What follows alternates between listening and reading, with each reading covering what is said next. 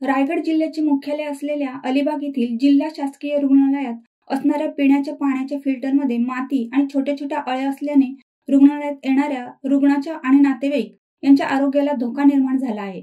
अलिबाग येथील जिल्हा रुग्णालयात येणारे बाह्य रुग्ण आणि अंतर्रुग्ण आणि त्यांचे नातेवाईक यांना पिण्यासाठी स्वच्छ पाणी मिळावे यासाठी फिल्टरची व्यवस्था प्रत्येक ठिकाणी करण्यात आलेली आहे।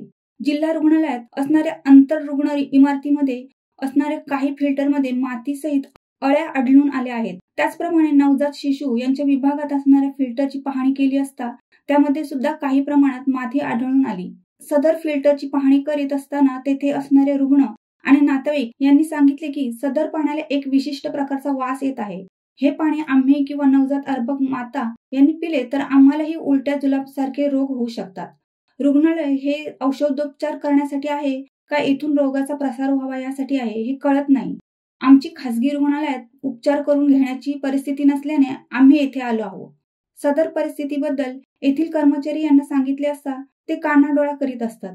आम्ही वाद केला तर आमच्या रुग्णाला त्रास होण्याची शक्यताही मोठ्या प्रमाणात आहे, अशी माहिती रुपाली भाटे यांनी दिली आहे।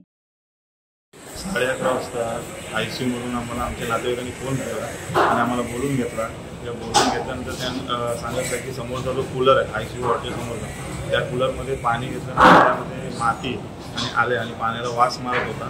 हे सर्व आम्ही दाखवून सर्व खात्री करून त्यांना आम्ही सीएस सरांना या बाबतीत सर्व तक्रार केली आणि सर्व कूलरची माती आणि आले सापडून आले ही आम्ही सीएस सरांकडे तक्रार केली आहे। शिवसत्ता टाइम्ससाठी अमोल कुमार जैन, रायगड। दे धडक बेधडक वृत्त देणाऱ्या आपल्या शिवसत्ता टाइम्स न्यूज चॅनलला लाल बटन दाबून सबस्क्राईब करा आणि बेल आयकॉनला क्लिक करायला विसरू नका।